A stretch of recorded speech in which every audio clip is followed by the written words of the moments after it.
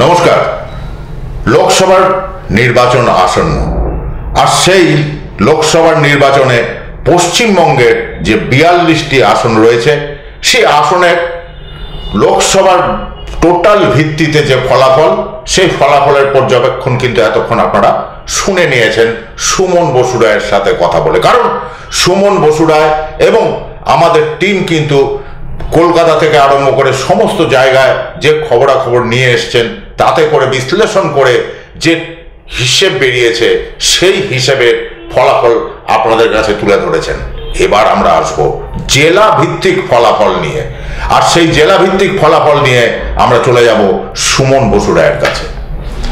তো আপনার হিসেবে যেটা রয়েছে সেটা আপনি বলেছেন বিজেপি 21, তৃণমূল 17, কংগ্রেস এবং বাম জোট 4টি পেতে পারে। এটা হচ্ছে মানুষের মতামত নিয়ে আপনার বিশ্লেষণ। তো এবার আমরা চলে এসেছি কুচবিহার নিয়ে। কুচবিহারে আপনার হিসেব অনুযায়ী, মানে আপনি যে মানুষের বিচার করে মানুষের থেকে মতামত নিয়েছেন, সেই হিসেব অনুযায়ী বিজেপি এবার জিততে চলছে। কি বলবেন?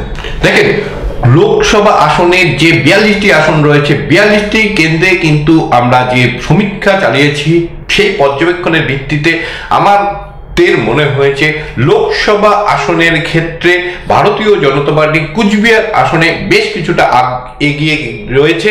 যদিও এখানে কিন্তু একটা ভালো লড়াই হবে তৃণমূল কংগ্রেসের সঙ্গে, তবে প্রাথমিকভাবে মানুষ কিন্তু নিশীথ প্রামাণিকের যে 5 বছরের কার্যকলাপ, তাতে কিন্তু বেশ কিছুটা সন্তুষ্ট মনে করা হচ্ছে। কারণ ইতিমধ্যে আপনারা জানেন যে এখান থেকে বিমান যাত্রা, যেটা দীর্ঘদিন ধরে আটকে ছিল, সেটা কিন্তু এই সময়ের মধ্যে হয়েছে। কুচবিহারের ক্ষেত্রে বেশ কয়েকটি ক্ষেত্রে আমরা দেখতে পেয়েছি যে নিশীথ প্রামাণিক তিনি যে কাজগুলি করেছেন, সেই কাজগুলিতে কিছু ক্ষেত্রে কিন্তু মানুষের যে মতামত, সেই মতামত কিন্তু তার পক্ষে যেতে চলেছে। অন্যদিকে তৃণমূল কংগ্রেস যে প্রার্থী ঘোষণা করেছে, সেই প্রার্থী যথেষ্ট মজবুত প্রার্থী। যদিও কিন্তু অনেকে মনে করছিলেন যে পার্থপ্রতিম রায়কে হয়তো এবার ক্যান্ডিডেট করা হবে এই কেন্দ্র থেকে, সেটা হয়নি। সেই জন্য কিছুটা মনোবল কিন্তু ইতিমধ্যে আমরা দেখতে পেয়েছি কিছুটা মানুষের মধ্যে বা তৃণমূল কর্মীদের মধ্যে কিছুটা মানে কি বলবো, একটা থাকে না যে আশা থাকে, সে আশা ভঙ্গ, সেই ব্যাপারটা রয়েছে। তবুও তারা কিন্তু এবার তাদের যে প্রার্থী রয়েছে, সেই প্রার্থীকে সঙ্গে নিয়ে তারা কিন্তু এই আসনে ঝাঁপিয়ে পড়বেন জয়লাভের জন্য। তথাপি আমার এখনো পর্যন্ত যেটা মনে হচ্ছে সেটা যে এই আসনে সামান্য কিছু ভোটে হলেও কিন্তু নিশীথ প্রামাণিক তিনি কিন্তু এগিয়ে রয়েছেন। এই আসনে তার জয়ের যে সম্ভাবনা, সেই সম্ভাবনা অত্যন্ত প্রবল বলেই মনে হচ্ছে। আলিপুরদুয়ারেও কিন্তু মানুষের রায়, আপনি যেটা বিশ্লেষণ করেছেন, সেটা কিন্তু ওখান থেকে এবার বিজেপি জিততে চলেছে। একদমই তাই। আলিপুরদুয়ার নিয়ে কিন্তু একটা ক্ষোভ ছিল বিজেপির মধ্যেও, এবং দেখা গেছে যে এই যে সময়, অর্থাৎ 2019 সাল থেকে 2024 সালের মধ্যে কিন্তু বেশ কিছু পরিবর্তন কিন্তু হয়েছে আলিপুরদুয়ার জেলাতে। আমরা যদি দেখি যে জন মাল্লা তিনি সেরকমভাবে কিন্তু কাজ করতে পারেননি, যদিও তিনি কেন্দ্রীয় প্রতিমন্ত্রী ছিলেন, তথাপি তার যে কাজ, সেই কাজে কিন্তু খুশি ছিলেন না অনেকেই। এবং সবচেয়ে বড় কথা, এই সময়ের মধ্যে যেমনটা বললাম 2021 সালের নির্বাচনের পত্রে পরবর্তী সময় তৃণমূলে যোগদান করেছেন বিজেপির একদম সেই সময় বর্তমান যিনি জেলা সভাপতি ছিলেন গঙ্গাপ্রসাদ শর্মা, তিনি কিন্তু সরাসরি যোগদান করেছেন। এবং আলিপুরদুয়ারের যে বিধায়ক সুমন কাঞ্জিলাল, তিনিও কিন্তু তৃণমূল কংগ্রেসে যোগদান করেছেন। ফলে তৃণমূল কংগ্রেসের একটা প্রভাব কিন্তু সেখানে আমরা যদি দেখি তাহলে কিন্তু দেখা যাচ্ছে। তথাপি বিজেপি যে মাস্টার স্ট্রোক দিয়েছে সেটা হচ্ছে মনোজ টিগ্গা। তিনি কিন্তু মানে নতুন মুখ শুধু না, তিনি একটা পরিচিত নাম, এবং একাধিকবার দাঁড়িয়ে তিনি কিন্তু জয়লাভ করেছে বিধানসভাতে, অর্থাৎ পরীক্ষিত একটা মুখ এবং জনপ্রিয় মুখ। ফলে যেটা হয়েছে, এই যে আসনে যে একটা আমরা যদি বলি যে প্রতিষ্ঠান বিরোধী হাওয়া বিজেপির বিপক্ষে ছিল, সেই হাওয়া কিন্তু কেটে গিয়েছে এবং বিজেপি কিন্তু এখানে একদম নতুনভাবে একদম উদ্যমের সঙ্গে এবং সংঘবদ্ধভাবে কিন্তু লড়াইয়ে নেমে পড়েছে। ফলে এই আসনে মানুষের যে সামান্য ক্ষোভ বিক্ষোভ ছিল জন বাল্লার প্রতি, সেই বিক্ষোভের প্রতিফলন এই আসনে কিন্তু দেখা যাবে না, এমনটাই কিন্তু মনে করা হচ্ছে। এবং এই আসনে কিন্তু ভারতীয় জনতা পার্টি জয়লাভের সম্ভাবনা অত্যন্ত প্রবল হয়ে উঠেছে। সম্ভবত এই আসনটি তৃণমূল কংগ্রেসের পক্ষে আর বার করা সম্ভব হবে না। যদিও আলিপুর, যেমন আমি বলছিলাম যে কুচবিহারের ক্ষেত্রে হাড্ডাহাড্ডি লড়াই হতে পারে, কিন্তু আলিপুরদুয়ারে একতরফা জয়লাভ বিজেপির পক্ষে হবে বলেই মনে করা হচ্ছে। জলপাইগুড়ি আসনে কিন্তু আমরা দেখতে পেয়েছি যে ভারতীয় জনতা পার্টি এখনো কিন্তু তাদের যে প্রার্থী সেই প্রার্থী ঘোষণা করেনি। তবে গত 5 বছরের যে তাদের কাজ, সেই কাজের নিরিখে কিন্তু ডাক্তার জয়ন্ত কুমার রায় তিনি যদি প্রার্থী হন, তিনি কিন্তু এখানে মাটি কিন্তু চাষ করে রেখেছেন। অর্থাৎ রেলের ক্ষেত্রে যদি আমরা দেখি, বিভিন্ন উন্নয়ন সাধিত হয়েছে। তার আমলে কিন্তু এখানে মেডিকেল কলেজ হয়েছে এবং বিভিন্ন বিষয়ে কিন্তু তিনি ইতিমধ্যে তদবির করতে শুরু করেছেন, মানুষের সঙ্গে বিভিন্ন বিষয় নিয়ে আলোকপাত করেছেন। এবং ফলে যেটা হচ্ছে, তিনি হয়তো অনেক কাজ করে উঠতে পারেননি যেগুলি তিনি আশা করেছিলেন করতে পারবেন। 5 বছরে সব কাজ তো সম্ভব হয় না, হয়তো তিনি পারেননি, কিন্তু মানুষের মধ্যে কিন্তু কিছুটা দাগ কেটেছেন। হ্যাঁ, আবার অন্যদিকে তিনি যেহেতু এই দিল্লিতে বারবার করে এই রেলের কাজে বিভিন্ন ধরনের স্বাস্থ্য সংক্রান্ত বিষয়ে যোগাযোগ করতে গিয়ে হয়তো মানুষের একদম সাথে সেইভাবে যোগাযোগ যে থাকা দরকার, সেটা সব জায়গাতে সব গ্রামে গিয়ে সম্ভব হয়নি। ফলে মানুষের গ্রামের যারা বঞ্চিত রয়েছেন, যারা বিভিন্ন কাজ হয়তো রাস্তা পাননি, তাদের হয়তো পানীয় জলের সমস্যা রয়েছে, যেগুলি কিন্তু সাংসদের দেখার কথা নয় সরাসরি, সেখানকার যারা স্থানীয় জনপ্রতিনিধি রয়েছেন, পঞ্চায়েত স্তরের লোক বা পৌরসভার যিনি প্রতিনিধি রয়েছে, তার কাছে কিন্তু দাবি করা হচ্ছে। যখন দেখা যাচ্ছে ডাক্তার জয়ন্ত কুমার রায় সেখানে যাচ্ছেন, মানুষের যে প্রত্যাশা যে জয়ন্তবাবু সেটা বলে দেবেন, সুতরাং তাকে ঘিরে ধরে কিন্তু মানুষ সেই দাবিগুলি করছেন, বলছেন যে আমাদের এই যে ড্রেনটি হয়নি, আমাদের রাস্তা সেই রাস্তা হয়নি, বা আমাদের পানীয় জলের সমস্যা রয়েছে। সুতরাং এই যে একটা ছোটখাটো ক্ষোভ বিক্ষোভ, এই ছোটখাটো বিক্ষোভ যখনই কিন্তু ভোট আসবে তখন কিন্তু আর সেটা থাকবে না, এই ক্ষোভ থাকবে না, যেটা আমরা বিভিন্ন ক্ষেত্রে দেখেছি। এবং মানুষের মধ্যে যদি জয়ন্ত রায় এখানে কিন্তু প্রার্থী হয়, নির্মল চন্দ্র রায় যিনি কিন্তু তৃণমূলের পক্ষে এখানে প্রার্থী হয়েছে, তার পক্ষে কিন্তু কঠিন হয়ে যাবে। কেন আমরা জানি যে অধ্যাপক নির্মল চন্দ্র রায় তিনি যে সদ্য জয়লাভ করেছেন ধূপগুড়ি কেন্দ্রে, সেখানে কিন্তু তিনি সামান্য ভোটে কিন্তু জয়লাভ করেছেন। আরো একটা ফ্যাক্টর কিন্তু সেখানে সবচেয়ে বড় ছিল, সেখানে অভিষেক ব্যানার্জি এসে কিন্তু ঘোষণা করে দিয়েছিলেন আমরা এই আসনে জয়লাভ করতে পারলে আমরা 3 মাসের মধ্যে এই ধূপগুড়িকে মহকুমা ঘোষণা করবো। এবং তিনি কিন্তু কথা রেখেছেন যে 3 মাসের মধ্যে না হলেও তার 2-4 দিন পরে কিন্তু এখানে ঘোষণা হয়ে যায় যে ধূপগুড়ি মহকুমা। সুতরাং এই যে জয়, এই জয়ের পুরো কৃতিত্ব কিন্তু যাবে কিন্তু অভিষেক ব্যানার্জির যে পক্ষে। সুতরাং ধূপগুড়িতে হয়তো দেখা যাবে তৃণমূল কংগ্রেস কিছুটা তার সুবিধা পাবে, কিন্তু বাকি যে জায়গাগুলি রয়েছে সেই জায়গাতে তারা তেমন সুবিধা করতে পারবে না বলেই মনে করা হচ্ছে। এবং ফলে এই আসনে অনেকটাই এগিয়ে রয়েছেন বিজেপি প্রার্থী। তৃণমূল কংগ্রেস প্রার্থী কতটা লড়াই দিতে পারবে তা কিন্তু সময় ভবিষ্যৎ বলবে।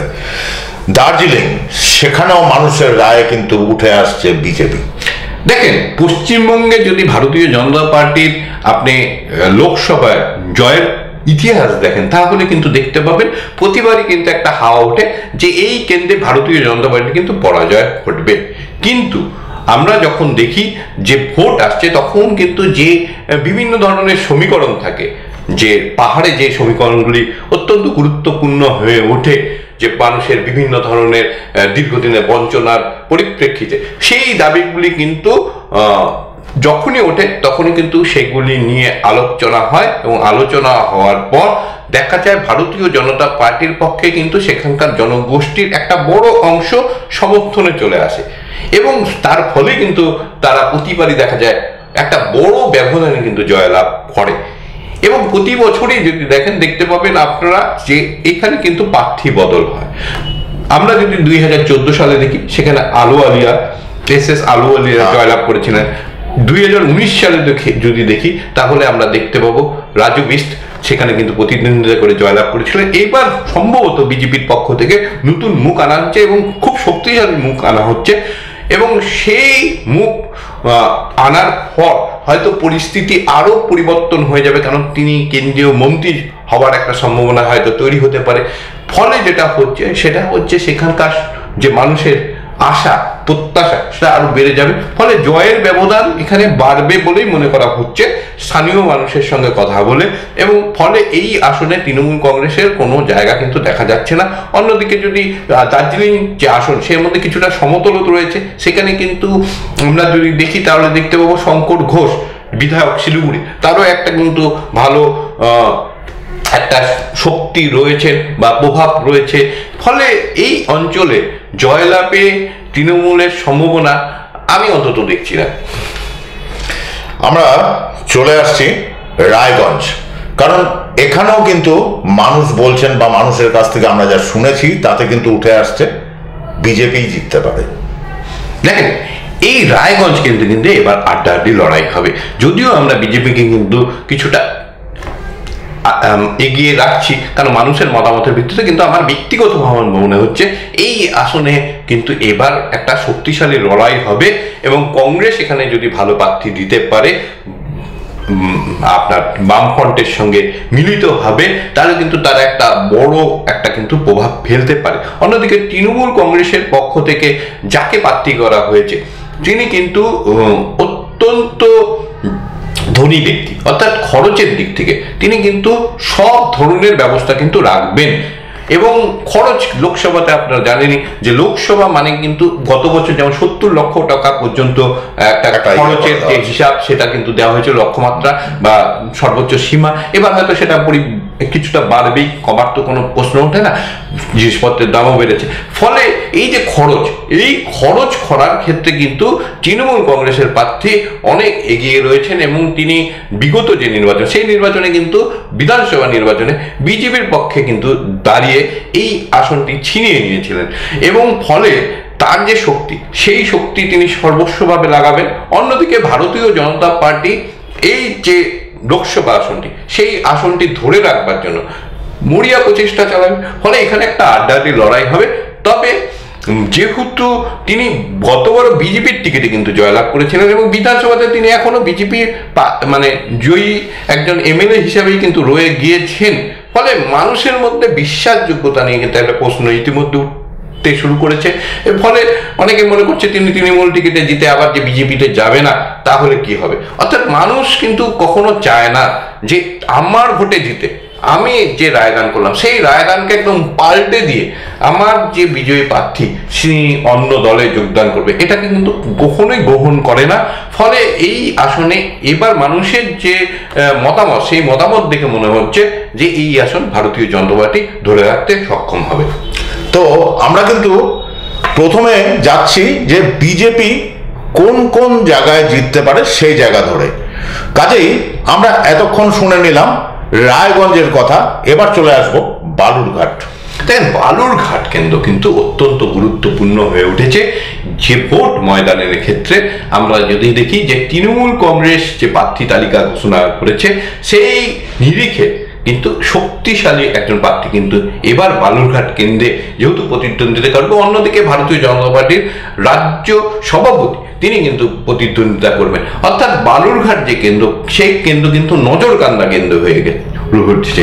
তবে মানুষের যে মতামত সেই মতামতের ক্ষেত্রে দেখা যাচ্ছে যেখানে সুকান্ত মজুমদার তিনি কিন্তু এগিয়ে রয়েছেন তৃণমূল কংগ্রেসের প্রার্থী থেকে। এবং আপনি যেমনটা বললেন যে এতক্ষণ পর্যন্ত যে আমরা বিশ্লেষণে ছিলাম যে বিজেপির কেন্দ্রগুলো আমরা প্রথমে বলছি, তেমনটা না করে যদি একেবারে ধারাবাহিকভাবে জেলা ধরে ধরে আমরা করি তাহলে কিন্তু আরো বেশি পরিষ্কার হবে, আরো মনে হয় আমাদের শুনতে ভালো লাগবে এবং তার পরিষ্কার চিত্রটা মানুষের কাছে ফুটে উঠবে। সুতরাং আমি বলবো উত্তরবঙ্গ এবং উত্তরবঙ্গ থেকে মধ্যবঙ্গ, দক্ষিণবঙ্গ এভাবেই আমাদের যাওয়াটা ভালো হবে।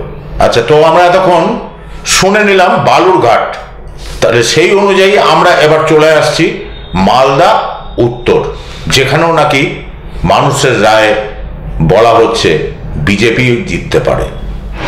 দেখেন, মালদা উত্তর কেন্দ্র নিয়ে কিন্তু একটা সংশয় যারা বিশ্লেষক রয়েছেন তাদের মধ্যে কিন্তু ছিল প্রথম থেকে। অনেকেই মনে করছিলেন এখানে খগেন মুর্মুকে হয়তো এবার প্রার্থী দেওয়া হবে না, কিন্তু খগেন মুর্মু তিনি বামপন্থী আন্দোলনের মাধ্যমে কিন্তু উঠে এসেছেন এবং তিনি হাতের তালুর মতো কিন্তু উত্তর মালদাকে চেনেন এবং ফলে বিজেপির পক্ষ থেকে কিন্তু সেই পদ কিন্তু বা প্রার্থীতে সেখানে কিন্তু আমরা কোনো পরিবর্তন দেখছি না, কারণ মানুষ কিন্তু খগেন মুর্মুকে এই কেন্দ্রে চাচ্ছেন। অর্থাৎ বিজেপির পক্ষে এই আসন ধরে রাখা খুব বেশি কষ্টকর হবে না বলেই আমার মনে হচ্ছে।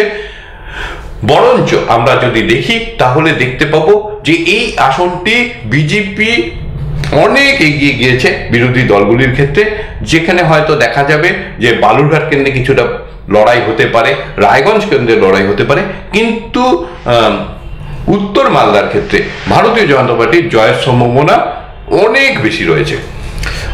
এরপর আমরা চলে আসছি দক্ষিণ মালদা, যেখানে কিন্তু মানুষের বিশ্লেষণে বলছে কংগ্রেস বাম জোট আসতে চলতে পারে।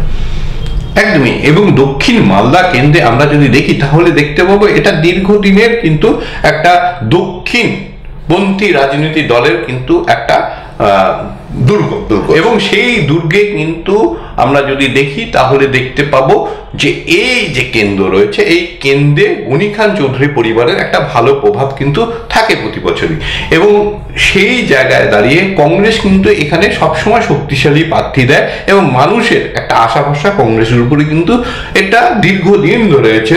কারণ আমরা যদি দেখি যে গনি খান চৌধুরী উত্তরবঙ্গের রেলের ক্ষেত্রে যে একটা ইতিহাস তৈরি করে গেছেন এবং মালদাকে একটা অন্য উচ্চতায় কিন্তু তিনি নিয়ে গেছেন, যেইটা আমরা কিন্তু দেখতে পেয়েছি যে জলপাইগুড়ির ক্ষেত্রে জয়ন্ত কুমার রায় তিনি কিন্তু একটা মানে অসম লড়াইয়ে নেমে কিন্তু তিনি বিভিন্ন দাবি দাওয়া আদায় করতে সক্ষম হয়েছে।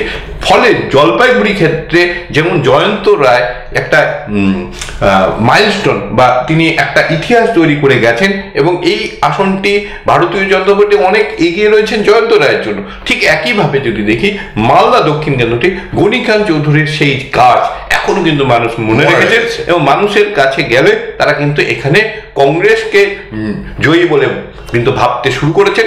যদিও বামফ্রন্টের সঙ্গে যদি তাদের জোট না হয় তাহলে কিন্তু কিছু পরিবর্তন হতে পারে, কিন্তু জোট হলে মনে হচ্ছে যে এই কেন্দ্রে কংগ্রেস ভালোভাবে তারা কিন্তু জয়লাভ পাবে। তো পরবর্তীতে আমরা চলে আসছি জঙ্গিপুর, যেখানেও নাকি মানুষের রায় বলছে কংগ্রেস বাম জোট আসতে পারে।